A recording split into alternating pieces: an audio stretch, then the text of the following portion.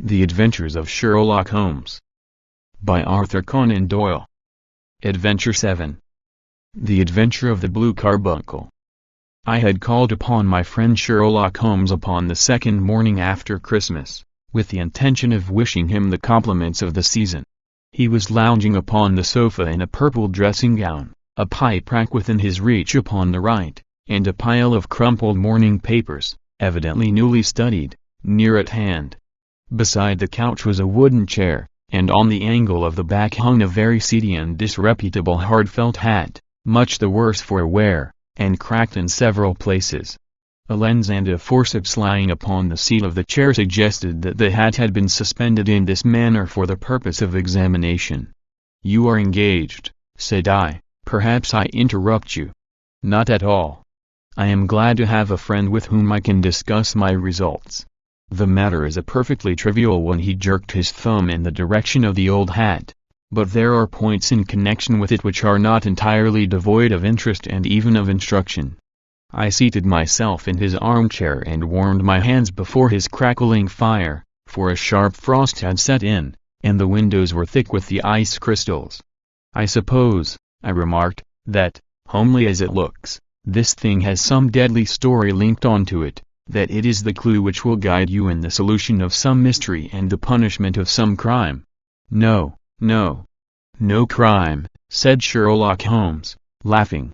"Only one of those whimsical little incidents which will happen when you have 4 million human beings all jostling each other within the space of a few square miles. Amid the action and reaction of so dense a swarm of humanity, every possible combination of events may be expected to take place, and many a little problem will be presented which may be striking and bizarre without being criminal. We have already had experience of such. So much so," I remarked, "that of the last 6 cases which I have added to my notes, 3 have been entirely free of any legal crime." "Precisely. You allude to my attempt to recover the Irene Adler papers, to the singular case of Miss Mary Sutherland, and to the adventure of the man with the twisted lip. Well, I have no doubt that this small matter will fall into the same innocent category.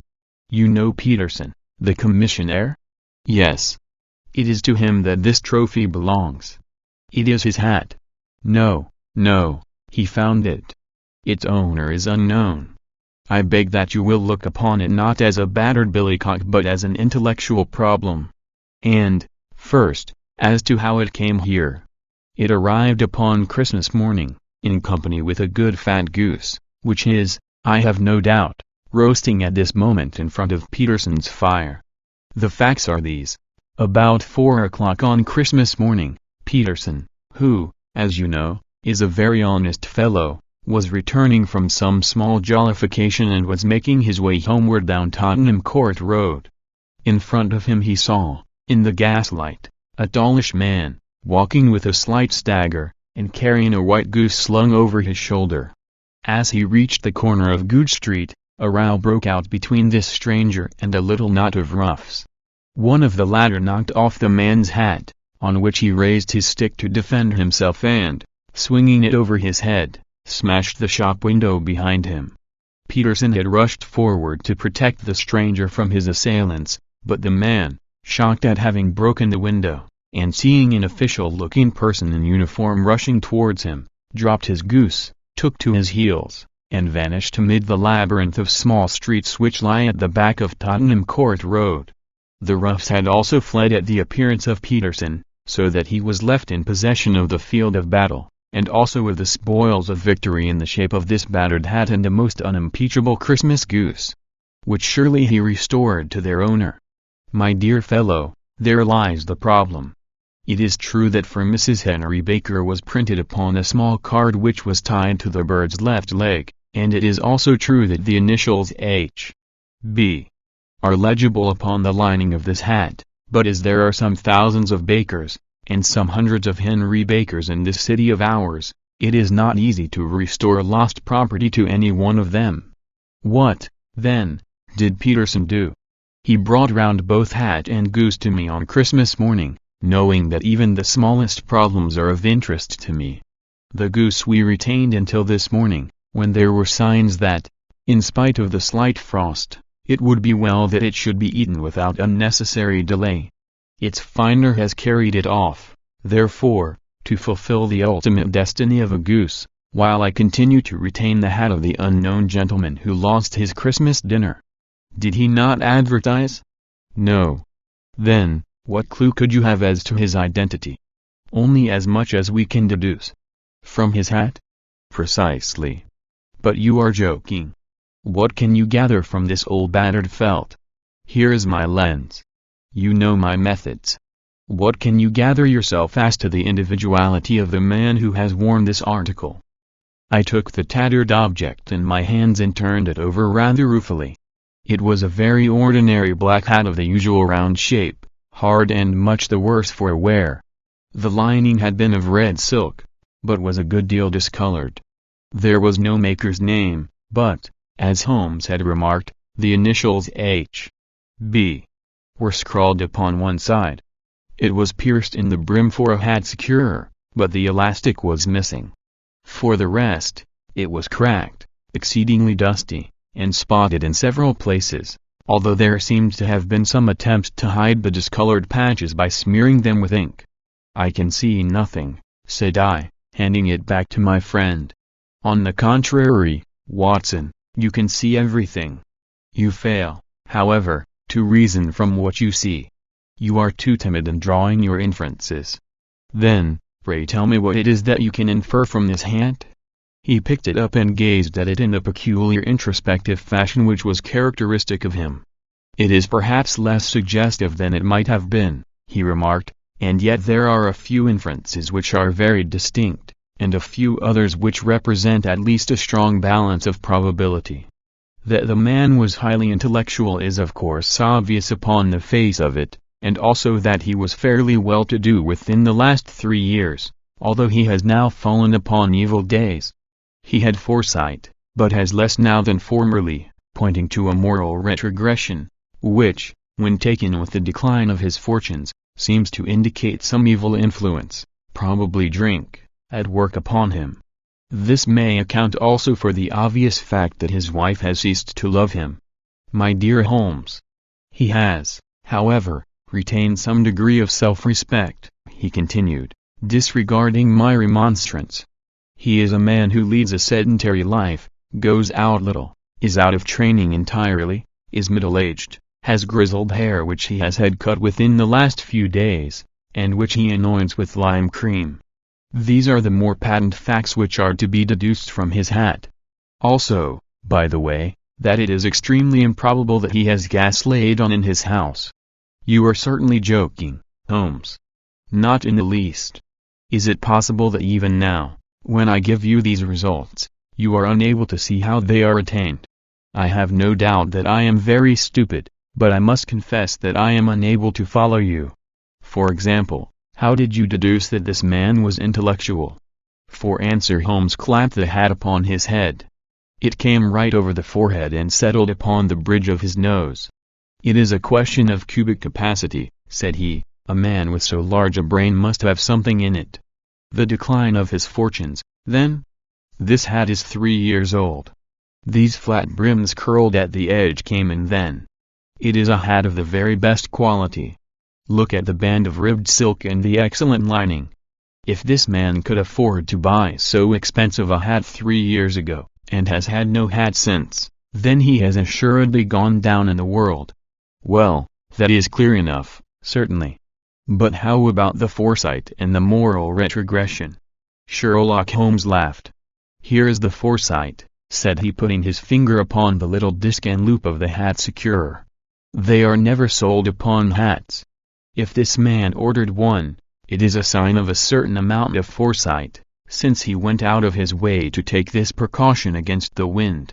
But since we see that he has broken the elastic and has not troubled to replace it, it is obvious that he has less foresight now than formerly, which is a distinct proof of a weakening nature. On the other hand, he has endeavored to conceal some of these stains upon the felt by daubing them with ink, which is a sign that he has not entirely lost his self-respect. Your reasoning is certainly plausible. The further points, that he is middle-aged, that his hair is grizzled, that it has been recently cut, and that he uses lime cream, are all to be gathered from a close examination of the lower part of the lining. The lens discloses a large number of hair ends, clean cut by the scissors of the barber. They all appear to be adhesive, and there is a distinct odor of lime cream. This dust, you will observe, is not the gritty, gray dust of the street but the fluffy brown dust of the house, showing that it has been hung up indoors most of the time, while the marks of moisture upon the inside are proof positive that the wearer perspired very freely, and could therefore hardly be in the best of training. But his wife, you said that she had ceased to love him. This hat has not been brushed for weeks. When I see you, my dear Watson, with a week's accumulation of dust upon your hat, and when your wife allows you to go out in such a state, I shall fear that you also have been unfortunate enough to lose your wife's affection. But he might be a bachelor. Nay, he was bringing home the goose as a peace offering to his wife. Remember the card upon the bird's leg. You have an answer to everything. But how on earth do you deduce that the gas is not laid on in his house? One tallow stain, or even two, might come by chance, but when I see no less than 5, I think that there can be little doubt that the individual must be brought into frequent contact with burning tallow, walks upstairs at night probably with his hat in one hand and a guttering candle in the other. Anyhow, he never got tallow stains from a gas jet. Are you satisfied? Well, it is very ingenious, said I, laughing, but since, as you said just now, there has been no crime committed, and no harm done save the loss of a goose, all this seems to be rather a waste of energy.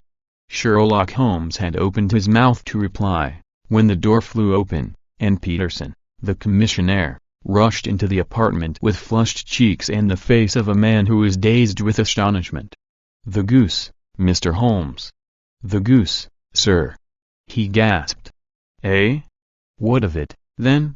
Has it returned to life and flapped off through the kitchen window?" Holmes twisted himself round upon the sofa to get a fairer view of the man's excited face. "See here, sir. See what my wife found in its crop." He held out his hand and displayed upon the center of the palm a brilliantly scintillating blue stone, rather smaller than the bin in size, but of such purity and radiance that it twinkled like an electric point in the dark hollow of his hand. Sherlock Holmes sat up with a whistle. "By Jove, Peterson," said he, "this is treasure trove indeed. I suppose you know what you have got? A diamond, sir? A precious stone. It cuts into glass as though it were putty. It's more than a precious stone. It is the precious stone. Not the Countess of Morker's blue carbuncle," I ejaculated. "Precisely so. I ought to know its size and shape, seeing that I have read the advertisement about it in the Times every day lately. It is absolutely unique, and its value can only be conjectured, but the reward offered of £1,000 is certainly not within a 20th part of the market price." £1,000! Great Lord of mercy! The commissionaire plumped down into a chair and stared from one to the other of us. "That is the reward, and I have reason to know that there are sentimental considerations in the background which would induce the Countess to part with half her fortune if she could but recover the gem. It was lost, if I remember aright, at the Hotel Cosmopolitan," I remarked. "Precisely so, on December 22nd, just 5 days ago. John Horner, a plumber, was accused of having abstracted it from the lady's jewel case. The evidence against him was so strong that the case has been referred to the assizes. I have some account of the matter here, I believe." He rummaged amid his newspapers, glancing over the dates, until at last he smoothed one out, doubled it over, and read the following paragraph: "Hotel Cosmopolitan Jewel Robbery. John Horner, 26, plumber, was brought up upon the charge of having upon the 22nd inst. abstracted from the jewel case of the Countess of Morker the valuable gem known as the blue carbuncle. James Ryder, upper attendant at the hotel, gave his evidence to the effect that he had shown Horner up to the dressing-room of the Countess of Morker upon the day of the robbery in order that he might solder the second bar of the grate, which was loose. He had remained with Horner some little time, but had finally been called away.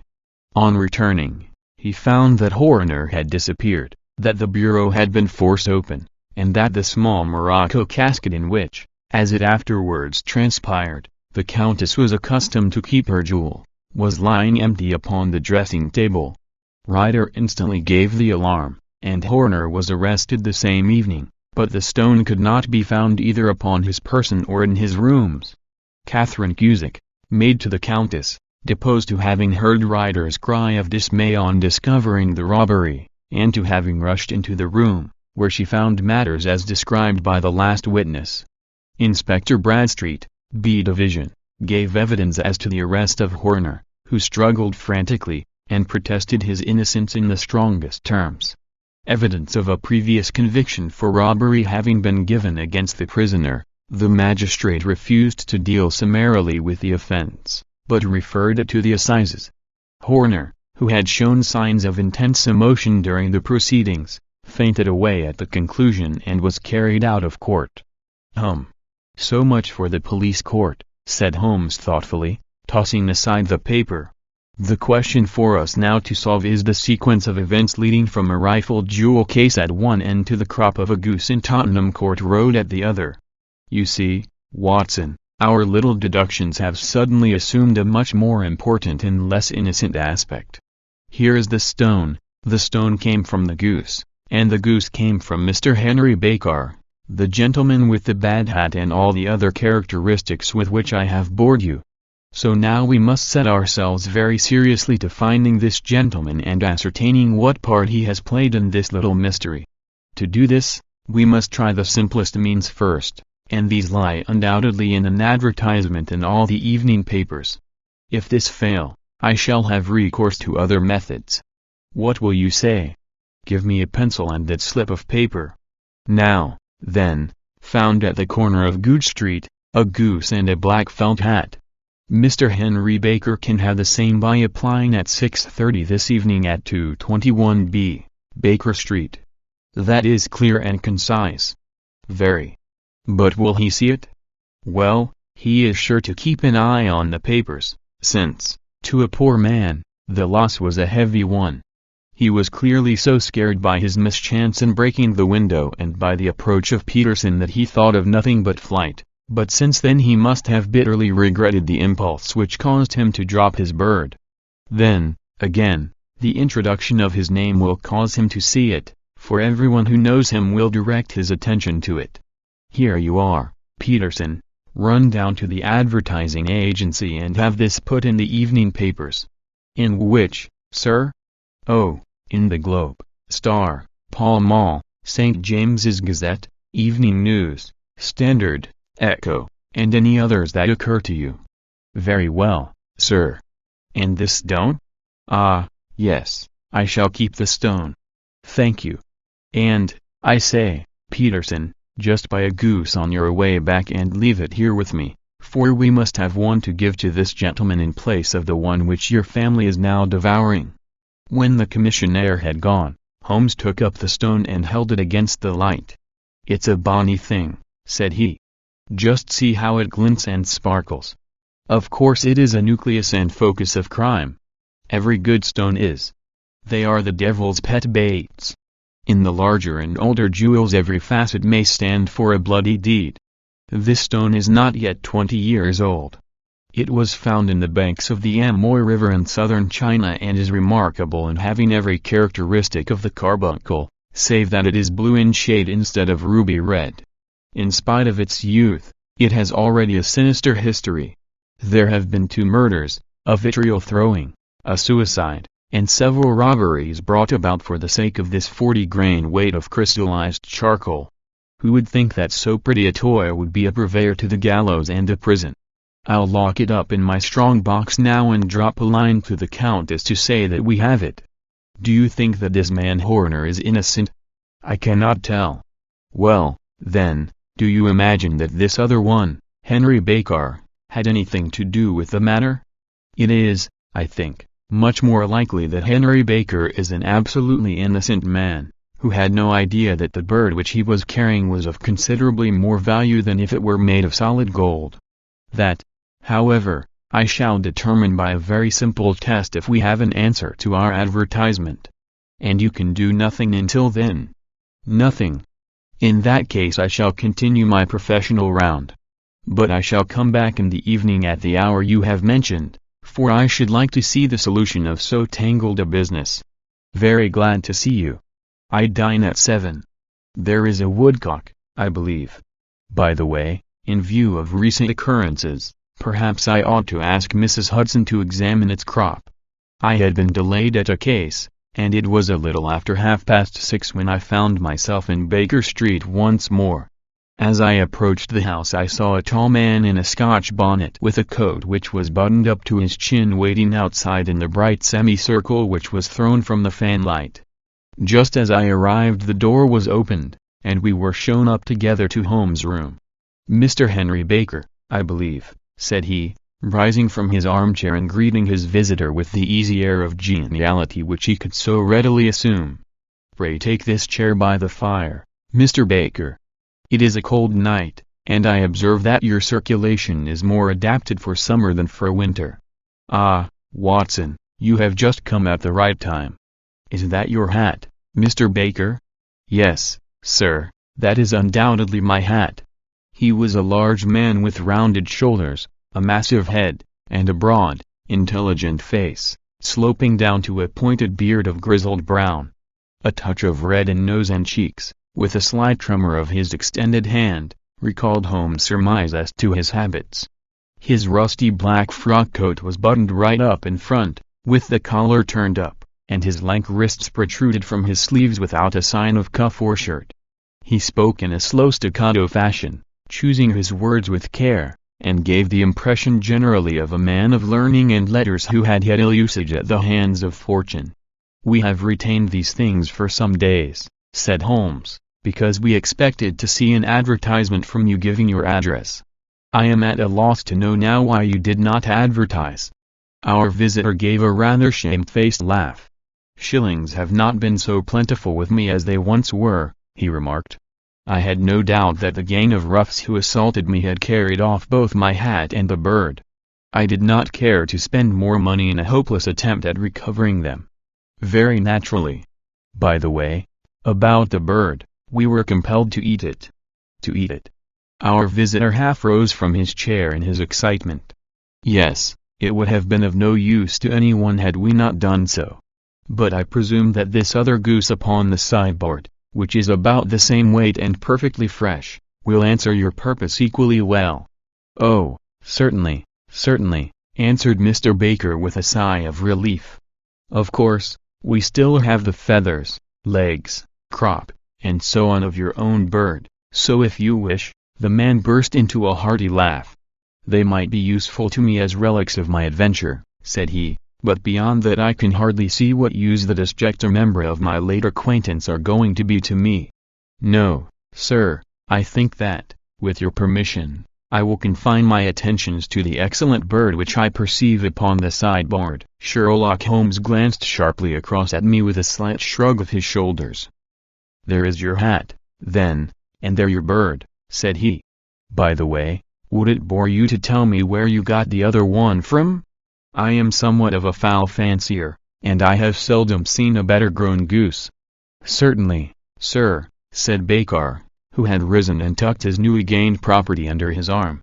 "There are a few of us who frequent the Alpha Inn, near the museum. We are to be found in the museum itself during the day, you understand. This year our good host, Windigate by name, instituted a goose club, by which, on consideration of some few pence every week, we were each to receive a bird at Christmas. My pence were duly paid, and the rest is familiar to you. I am much indebted to you, sir, for a Scotch bonnet is fitted neither to my years nor my gravity." With a comical pomposity of manner he bowed solemnly to both of us and strode off upon his way. "So much for Mr. Henry Baker," said Holmes when he had closed the door behind him. "It is quite certain that he knows nothing whatever about the matter. Are you hungry, Watson?" "Not particularly." "Then I suggest that we turn our dinner into a supper and follow up this clue while it is still hot." "By all means." It was a bitter night, so we drew on our ulsters and wrapped cravats about our throats. Outside, the stars were shining coldly in a cloudless sky, and the breath of the passers-by blew out into smoke like so many pistol shots. Our footfalls rang out crisply and loudly as we swung through the Doctor's Quarter, Wimpole Street, Harley Street, and so through Wigmore Street into Oxford Street. In a quarter of an hour we were in Bloomsbury at the Alpha Inn, which is a small public house at the corner of one of the streets which runs down into Holborn. Holmes pushed open the door of the private bar and ordered 2 glasses of beer from the ruddy-faced, white-aproned landlord.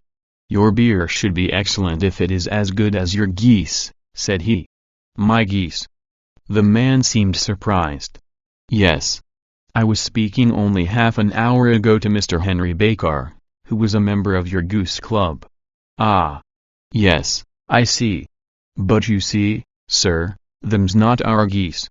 "Indeed. Whose, then?" "Well, I got the 2 dozen from a salesman in Covent Garden." "Indeed? I know some of them." "Which was it?" "Breckinridge's his name." "Ah. I don't know him." "Well, here's your good health, landlord, and prosperity to your house. Good night. Now for Mr. Breckinridge," he continued, buttoning up his coat as we came out into the frosty air. "Remember, Watson, that though we have so homely a thing as a goose at one end of this chain, we have at the other a man who will certainly get 7 years penal servitude unless we can establish his innocence. It is possible that our inquiry may but confirm his guilt, but, in any case, we have a line of investigation which has been missed by the police, and which a singular chance has placed in our hands. Let us follow it out to the bitter end. Faces to the south, then, and quick march." We passed across Holborn, down Ingdale Street, and so through a zigzag of slums to Covent Garden Market. One of the largest stalls bore the name of Breckinridge upon it, and the proprietor, a horsey-looking man, with a sharp face and trim side whiskers, was helping a boy to put up the shutters. "Good evening." "It's a cold night," said Holmes. The salesman nodded and shot a questioning glance at my companion. "Sold out of geese, I see," continued Holmes, pointing at the bare slabs of marble. "Let you have 500 tomorrow morning." "That's no good." "Well, there are some on this stall with a gas flare." "Ah, but I was recommended to you." "Who by?"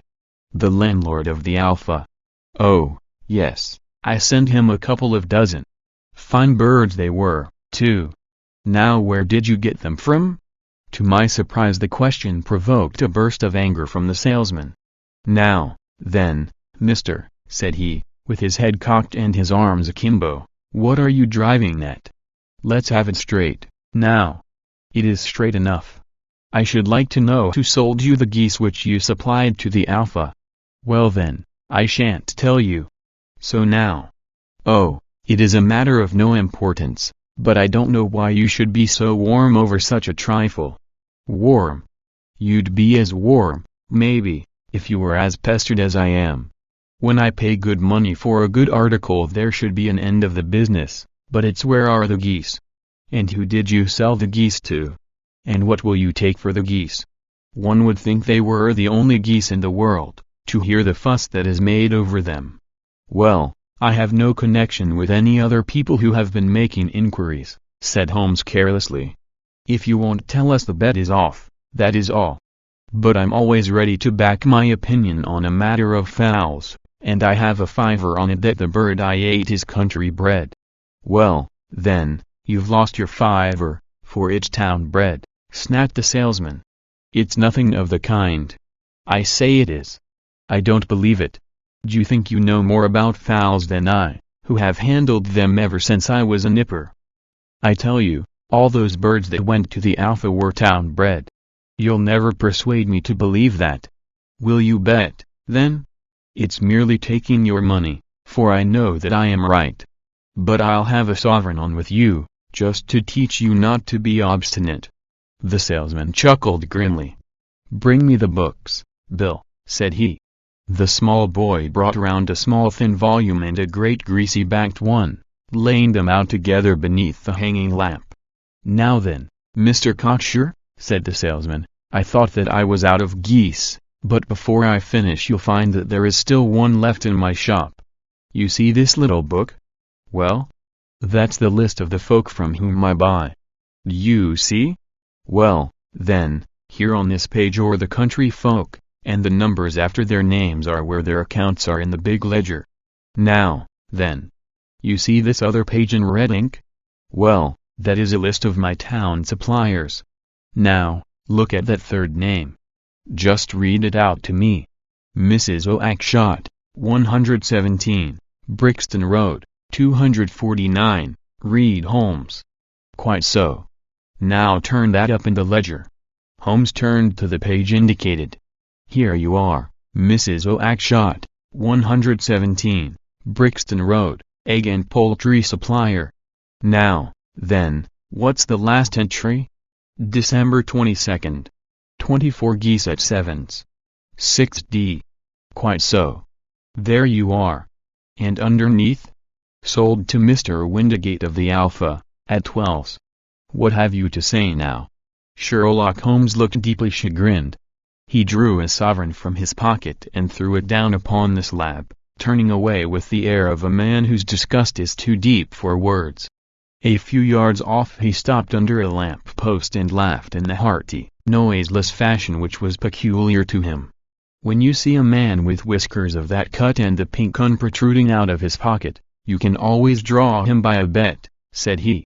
I dare say that if I had put £100 down in front of him, that man would not have given me such complete information as was drawn from him by the idea that he was doing me on a wager.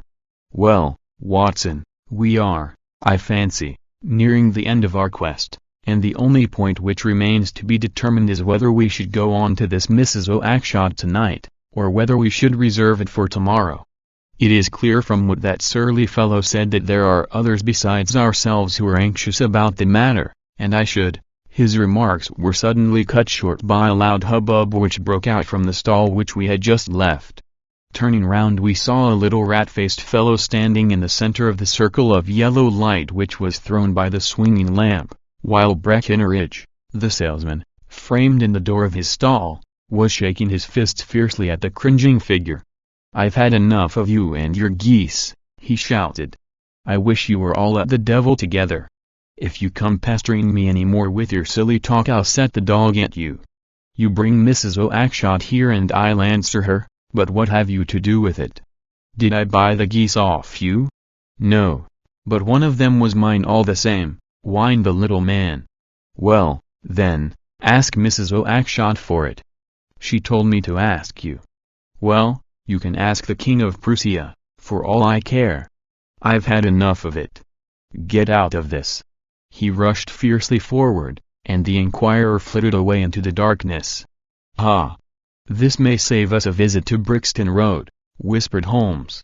"Come with me, and we will see what is to be made of this fellow." Striding through the scattered knots of people who lounged round the flaring stalls, my companion speedily overtook the little man and touched him upon the shoulder. He sprang round, and I could see in the gaslight that every vestige of color had been driven from his face. "Who are you, then? What do you want?" he asked in a quavering voice. "You will excuse me," said Holmes blandly, "but I could not help overhearing the questions which you put to the salesman just now. I think that I could be of assistance to you." "You? Who are you? How could you know anything of the matter?" "My name is Sherlock Holmes. It is my business to know what other people don't know. But you can know nothing of this." "Excuse me, I know everything of it. You are endeavoring to trace some geese which were sold by Mrs. Oakeshott, of Brixton Road, to a salesman named Breckinridge, by him in turn to Mr. Windigate, of the Alpha, and by him to his club, of which Mr. Henry Baker is a member." "Oh, sir, you are the very man whom I have longed to meet," cried the little fellow with outstretched hands and quivering fingers. "I can hardly explain to you how interested I am in this matter." Sherlock Holmes hailed a four-wheeler which was passing. "In that case we had better discuss it in a cozy room rather than in this wind-swept marketplace," said he. "But pray tell me, before we go farther, who it is that I have the pleasure of assisting." The man hesitated for an instant. "My name is John Robinson," he answered with a sidelong glance. "No, no, the real name," said Holmes sweetly. It is always awkward doing business with an alias. A flush sprang to the white cheeks of the stranger. "Well then," said he, "my real name is James Ryder." "Precisely so. Head attendant at the Hotel Cosmopolitan. Pray step into the cab, and I shall soon be able to tell you everything which you would wish to know." The little man stood glancing from one to the other of us with half-frightened, half-hopeful eyes, as one who is not sure whether he is on the verge of a windfall or of a catastrophe. Then he stepped into the cab, and in half an hour we were back in the sitting room at Baker Street. Nothing had been said during our drive, but the high, thin breathing of our new companion, and the claspings and unclaspings of his hands, spoke of the nervous tension within him. "Here we are," said Holmes cheerily as we filed into the room. "The fire looks very seasonable in this weather. You look cold, Mr. Ryder. Pray take the basket chair. I will just put on my slippers before we settle this little matter of yours. Now, then. You want to know what became of those geese?" "Yes, sir. Or rather, I fancy, of that goose. It was one bird, I imagine, in which you were interested, white, with a black bar across the tail." Ryder quivered with emotion. "Oh, sir," he cried, "can you tell me where it went to?" "It came here." "Here?" "Yes, and a most remarkable bird it proved. I don't wonder that you should take an interest in it. It laid an egg after it was dead, the bonniest, brightest little blue egg that ever was seen. I have it here in my museum." Our visitor staggered to his feet and clutched the mantelpiece with his right hand. Holmes unlocked his strongbox and held up the blue carbuncle, which shone out like a star, with a cold, brilliant, many-pointed radiance. Ryder stood glaring with a drawn face, uncertain whether to claim or to disown it. "The game's up, Ryder," said Holmes quietly. "Hold up, man, or you'll be into the fire. Give him an arm back into his chair, Watson. He's not got blood enough to go in for felony with impunity. Give him a dash of brandy. So. Now he looks a little more human. What a shrimp it is, to be sure." For a moment he had staggered and nearly fallen, but the brandy brought a tinge of color into his cheeks, and he sat staring with frightened eyes at his accuser. "I have almost every link in my hands, and all the proofs which I could possibly need, so there is little which you need tell me. Still, that little may as well be cleared up to make the case complete. You had heard, Ryder, of this blue stone of the Countess of Morcar's?" "It was Catherine Cusick who told me of it," said he in a crackling voice. "I see. Her ladyship's waiting maid. Well, the temptation of sudden wealth so easily acquired was too much for you, as it has been for better men before you, but you were not very scrupulous in the means you used. It seems to me, Ryder, that there is the making of a very pretty villain in you. You knew that this man Horner, the plumber, had been concerned in some such matter before, and that suspicion would rest the more readily upon him. What did you do, then? You made some small job in my lady's room, you and your confederate Cusick, and you managed that he should be the man sent for. Then, when he had left, you rifled the jewel case, raised the alarm, and had this unfortunate man arrested. You then." Ryder threw himself down suddenly upon the rug and clutched at my companion's knees. "For God's sake, have mercy!" he shrieked. "Think of my father. Of my mother. It would break their hearts. I never went wrong before. I never will again. I swear it. I'll swear it on a Bible. Oh, don't bring it into court. For Christ's sake, don't. Get back into your chair," said Holmes sternly. "It is very well to cringe and crawl now, but you thought little enough of this poor Horner in the dock for a crime of which he knew nothing. I will fly, Mr. Holmes. I will leave the country, sir. Then the charge against him will break down. We will talk about that. And now let us hear a true account of the next act. How came the stone into the goose, and how came the goose into the open market? Tell us the truth, for there lies your only hope of safety." Ryder passed his tongue over his parched lips. "I will tell you it just as it happened, sir," said he. "When Horner had been arrested, it seemed to me that it would be best for me to get away with the stone at once, for I did not know at what moment the police might not take it into their heads to search me and my room. There was no place about the hotel where it would be safe. I went out, as if on some commission, and I made for my sister's house. She had married a man named Oakshott, and lived in Brixton Road, where she fattened fowls for the market. All the way there every man I met seemed to me to be a policeman or a detective, and, for all that it was a cold night, the sweat was pouring down my face before I came to the Brixton Road. My sister asked me what was the matter, and why I was so pale, but I told her that I had been upset by the jewel robbery at the hotel. Then I went into the backyard and smoked a pipe and wondered what it would be best to do.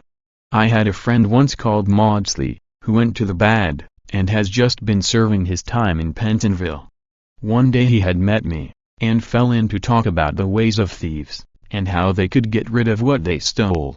I knew that he would be true to me, for I knew one or two things about him, so I made up my mind to go right on to Kilburn, where he lived, and take him into my confidence. He would show me how to turn the stone into money. But how to get to him in safety? I thought of the agonies I had gone through in coming from the hotel. I might at any moment be seized and searched, and there would be the stone in my waistcoat pocket. I was leaning against the wall at the time and looking at the geese which were waddling about round my feet, and suddenly an idea came into my head which showed me how I could be the best detective that ever lived. My sister had told me some weeks before that I might have the pick of her geese for a Christmas present, and I knew that she was always as good as her word. I would take my goose now, and in it I would carry my stone to Kilburn. There was a little shed in the yard, and behind this I drove one of the birds, a fine big one, white, with a barred tail. I caught it, and prying its bill open, I thrust the stone down its throat as far as my finger could reach. The bird gave a gulp, and I felt the stone pass along its gullet and down into its crop. But the creature flapped and struggled, and out came my sister to know what was the matter. As I turned to speak to her the brute broke loose and fluttered off among the others. "Whatever were you doing with that bird, Jem?" says she. "Well," said I, "you said you'd give me one for Christmas, and I was feeling which was the fattest." "Oh," says she, "we've set yours aside for you, Jem's bird, we call it. It's the big white one over yonder. There's 26 of them, which makes one for you, and one for us, and 2 dozen for the market." "Thank you, Maggie," says I, "but if it is all the same to you, I'd rather have that one I was handling just now. The other is a good 3 pound heavier," said she, "and we fattened it expressly for you." "Never mind. I'll have the other, and I'll take it now," said I. "Oh, just as you like," said she, a little huffed. "Which is it you want, then?" "That white one with the barred tail, right in the middle of the flock." "Oh, very well. Kill it and take it with you." Well, I did what she said, Mr. Holmes, and I carried the bird all the way to Kilburn. I told my pal what I had done, for he was a man that it was easy to tell a thing like that to. He laughed until he choked, and we got a knife and opened the goose. My heart turned to water, for there was no sign of the stone, and I knew that some terrible mistake had occurred. I left the bird, rushed back to my sister's, and hurried into the backyard. There was not a bird to be seen there. "Where are they all, Maggie?" I cried. "Gone to the dealers, Jem." "Which dealers?" "Breckenridge, of Covent Garden." "But was there another with a barred tail?" I asked, "the same as the one I chose?" "Yes, Jem, there were 2 barred-tailed ones, and I could never tell them apart." "Well, then, of course I saw it all, and I ran off as hard as my feet would carry me to this man Breckenridge, but he had sold the lot at once, and not one word would he tell me as to where they had gone. You heard him yourselves tonight. Well, he has always answered me like that. My sister thinks that I am going mad. Sometimes I think that I am myself. And now I am myself a branded thief, without ever having touched the wealth for which I sold my character. God help me! God help me!" He burst into convulsive sobbing, with his face buried in his hands. There was a long silence, broken only by his heavy breathing and by the measured tapping of Sherlock Holmes' fingertips upon the edge of the table. Then my friend rose and threw open the door. "Get out," said he. "What, sir?" "Oh, heaven bless you! No more words. Get out." And no more words were needed. There was a rush, a clatter upon the stairs, the bang of a door, and the crisp rattle of running footfalls from the street.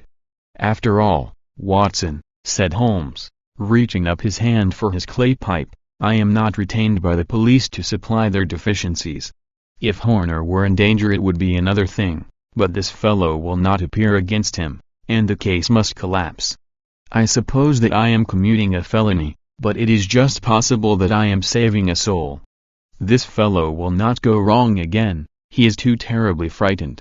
Send him to jail now, and you make him a jailbird for life. Besides, it is the season of forgiveness. Chance has put in our way a most singular and whimsical problem, and its solution is its own reward. If you will have the goodness to touch the bell, Doctor, we will begin another investigation, in which, also a bird will be the chief feature."